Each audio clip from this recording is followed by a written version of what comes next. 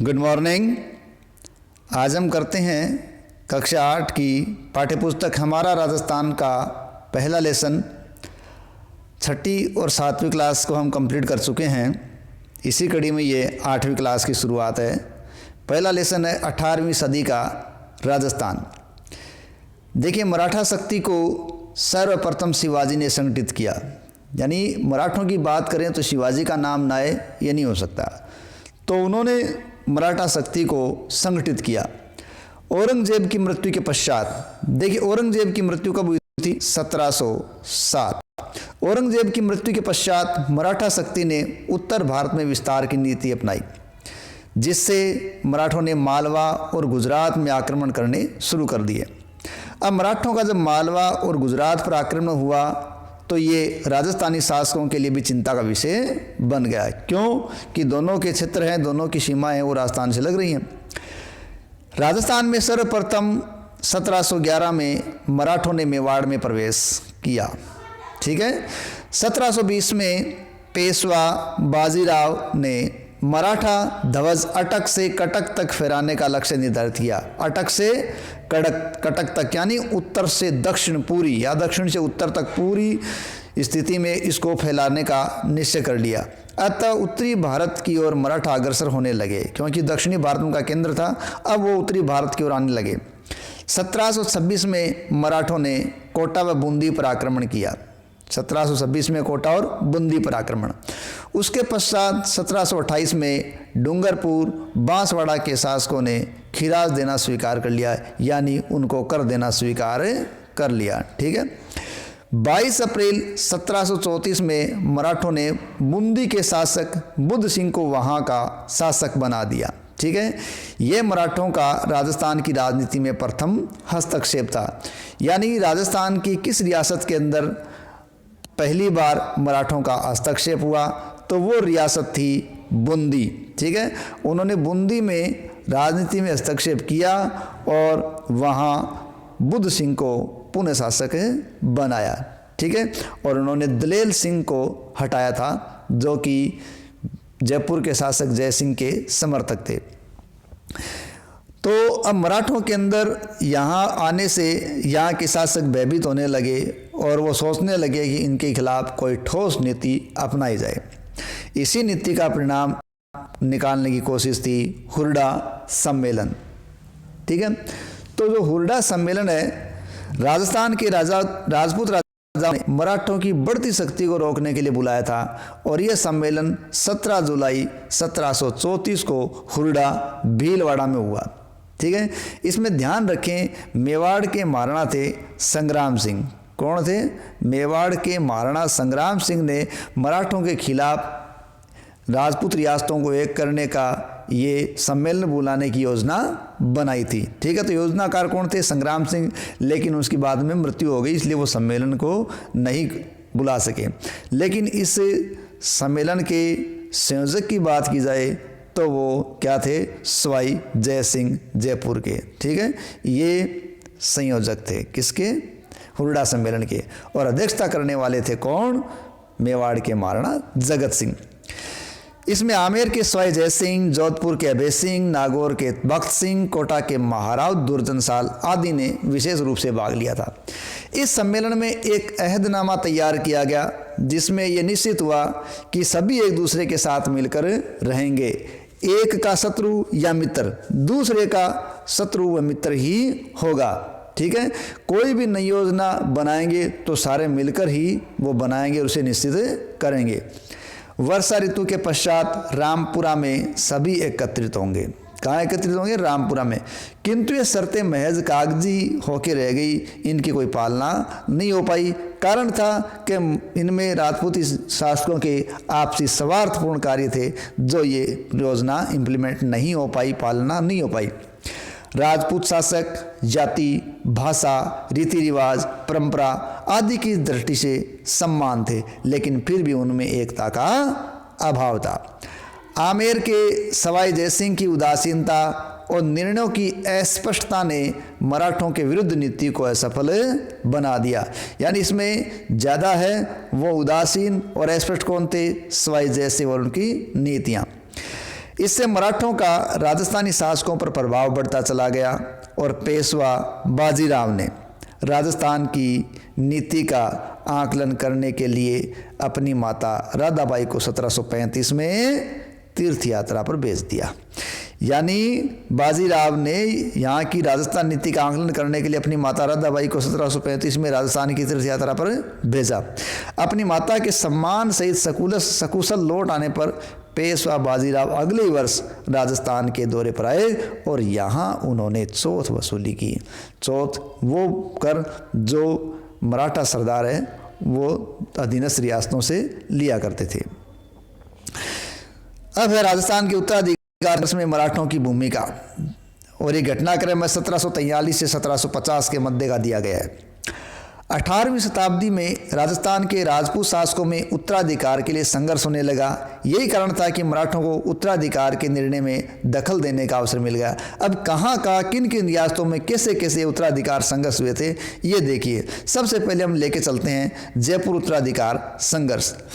देखिए, उदयपुर के महाराणा अमर सिंह द्वितीय थे, उनकी पुत्री थी चंद्र कुंवर बाई। तो उदयपुर के महाराणा अमर सिंह द्वितीय की पुत्री चंद्र कुंवरी बाई का विवाह हो गया जयपुर के स्वयं जैसी के साथ। कब हुआ? 1708 में। और ये विवाह इस शर्त पे हुआ था कि राजकुमारी जो मेवाड़ की राजकुमारी है चंद्र कुंवरी, उससे उत्पन्न पुत्र ही जयपुर के सिंहासन पर बैठेगा। 1743 में स्वयं जयसिंह की मृत्यु हो गई। तब मेवाड़ की राजकुमारी चंद्र कुंवरी बाई से उत्पन्न पुत्र माधो सिंह है वो शासक बना, जैसा कि विवाह की शर्त में ये हुआ भी था। और माधो सिंह ने अपने मामा जगत सिंह की सहायता ली, बन गया। ठीक है, शासक बना कैसे वो? उसने स्वयं जयसिंह के ज्येष्ठ पुत्र ईश्वर सिंह को चुनौती दी थी। हालांकि प्रथम चुनौतियों में तो वह असफल रहा, लेकिन बाद में वो कामयाब हो गए थे। हुआ क्या कि मराठा सरदार मल्हारराव होलकर है उसने माधो सिंह का पक्ष ले लिया। क्यों? कि माधो सिंह है उसकी मां चंद्र कुंवरी ने क्या किया, मराठा सरदार मल्हारराव होलकर से मतलब सहायता मांगी और उसको राखी बांधकर भाई बना लिया। तो मल्हारराव होलकर ने माधो सिंह का पक्ष लिया। ईश्वर सिंह और माधो सिंह है उनके बीच दो युद्ध हुए थे, जिनमें एक राजमहल का युद्ध और एक बगरू का युद्ध था। देखिए, जो राजमहल का युद्ध हुआ था, ठीक है, राजमहल कहाँ है? देखिए, राजमहल टोंक का एक क्षेत्र है। कहाँ का? टोंक। तो टोंक का क्षेत्र है राजमहल, वहाँ ये युद्ध हुआ 1747 में। जब ईश्वर सिंह ने राजमहल के युद्ध के अंदर मराठों और माधो सिंह की संयुक्त सेना को हरा दिया, तो उसने इस जीत के उपलक्ष्य में ईसरलाट, ठीक है, ईसरलाट या सरगासुली का निर्माण जयपुर के अंदर करवाया। काफ़ी कंपटीशनों का यह प्रश्न है, ठीक है। लेकिन कुछ समय पश्चात दोबारा युद्ध हुआ और वो जो युद्ध हुआ वो था बगरू का युद्ध। बगरू के युद्ध के अंदर इस बार ईश्वर सिंह को हारना पड़ा और अपने सेनापति हरगोविंद नाटाणी की कुटिलता के कारण ईश्वर सिंह को आत्महत्या करनी पड़ी। क्यों? क्योंकि उसमें युद्ध हार भी गए, हर जाने की बात माननी पड़ी और हरगोविंद नाटाणी की कुटिलता उनको नहीं सहन हुई और उन्होंने आत्महत्या कर ली। इस प्रकार ईश्वर सिंह की आत्महत्या के कारण माधो सिंह मराठों के से जयपुर का शासक बन गया। इस प्रकार जयपुर के अंदर मराठों का हस्तक्षेप शुरू हो गया। ठीक है, जयपुर उत्तराधिकार, जयपुर के बाद जोधपुर उत्तराधिकार संघर्ष। जयपुर की भांति जोधपुर में भी मराठों ने हस्तक्षेप किया। वहाँ भी राम सिंह और बख्त सिंह के मध्य उत्तराधिकार का संघर्ष शुरू हो गया।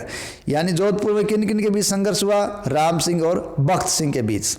दोनों ही मराठा सहायता के प्रयास में जुट गए। पेशवा, सिंधिया और होलकर, इनके हस्तक्षेप बढ़ गए। यानी पेशवा, सिंधिया, होलकर सारे मराठा सरदार थे, इनके हस्तक्षेप बढ़ गए। अंततः राम सिंह को राज्य का आधा भाग मिल गया। इस प्रकार जोधपुर में राम सिंह और बख्त सिंह के कारण राज्य का विभाजन हो गया और राम सिंह को भी आधा राज्य मिल गया।